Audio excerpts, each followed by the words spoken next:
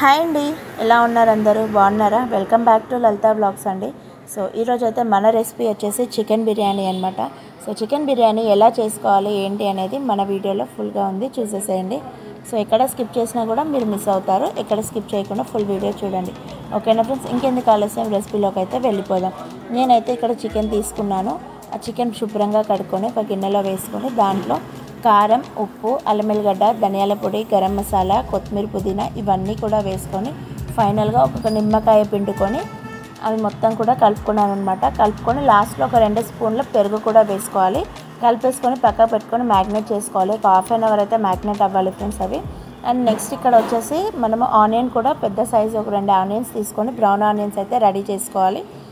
So ఇక brown onions ready అయినాక మనం రైస్ ఎంత తీసుకుంటున్నాం, నేనైతే 1 kg రైస్ చేశానమాట.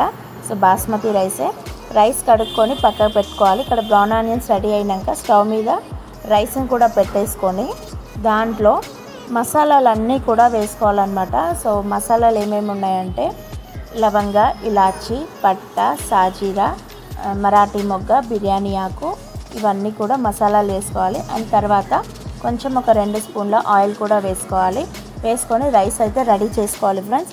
రైస్ రెడీ అయిన తర్వాత రైస్ ఎంత ఉడికించాలంటే 75% రైస్ ఉడకాలి. సో 75% రైస్ ఉడికిన తర్వాత దించేసుకోవాలన్నమాట. దాంట్లో ఉన్న వాటర్ అంతా మనం ఫిల్టర్ చేసుకోవాలి రైస్ని. సో నెక్స్ట్ ఇక్కడ ఇంకో స్టవ్ మీద మనం చికెన్ కూడా పెట్టేసుకోవాలి. చికెన్ వచ్చి 35% అయితే చికెన్ ఉడకాలి. చికెన్ కూడా నేను ఇక్కడ పక్కన ఇంకో స్టవ్ మీద పెట్టేసుకున్నాను అనమాట. చికెన్ కూడా రెడీ అయ్యింది. సో నెక్స్ట్ ఇంకొకటి బిర్యానీ బాండీ పెద్దది ఉంటుంది కదా ఫ్రెండ్స్, ఆ బిర్యానీ బాండీలో ఫస్ట్ లేయర్గా చికెన్ వేసుకోవాలి. చికెన్ వేసుకున్న తర్వాత సెకండ్ లేయర్లో మనం ఏదైతే 75% రైస్ కుక్ చేసుకున్నామో ఆ రైస్ అయితే లేయర్గా వేసుకోవాలన్నమాట. దానిపైన కొత్తిమీర, పుదీనా, మనం బ్రౌన్ ఆనియన్ చేసుకున్నాం కదా, ఆనియన్స్ కూడా వేసుకోవాలి. ఒక 2-3 పచ్చిమిర్చి కూడా కట్ చేసుకొని వేసుకోవాలన్నమాట. సో ఇక్కడ పచ్చిమిర్చి కూడా దానిపైన కట్ చేసి వేసుకున్న తర్వాత అండ్ మళ్ళీ తర్వాత నెక్స్ట్ లేయర్ వచ్చి మళ్ళీ చికెన్, తర్వాత రైస్, బ్రౌన్ ఆనియన్స్, అలాగే కొత్తిమీర, పుదీనా, కొంచెం నెయ్యి, అలాగే నెక్స్ట్ పచ్చిమిర్చి ఇవన్నీ వేసుకొని మనం దమ్కి అయితే వేసుకోవాలి. దమ్కి డైరెక్ట్గా స్టవ్ పైన ఎప్పుడు కూడా పెట్టద్దు ఫ్రెండ్స్. స్టవ్ పైన మనం చపాతీ పెనం ఉంటుంది కదా, చపాతీ పెనం పెట్టుకొని అది బాగా హీట్ అయిన తర్వాత లో ఫ్లేమ్లో స్టవ్ని పెట్టుకొని మనం రైస్ ఏదైతే మనం ఏ గిన్నెలో అయితే పెట్టామో, ఏ గిన్నెలో అయితే చికెన్ అవన్నీ వేసి మనం రైస్ రెడీ చేసుకున్నామో ఆ రైస్ బిర్యానీది వచ్చేసి అలా పెట్టుకోవాలన్నమాట. నేను ఇక్కడ చూపిస్తున్న విధంగా అయితే పెట్టుకోండి. సో తర్వాత మీడియం టు హై ఫ్లేమ్లో అయితే పెట్టుకోవాలి స్టవ్ని. ఒక 45 మినిట్స్ అయితే రైస్ని దమ్ చేయాలన్నమాట.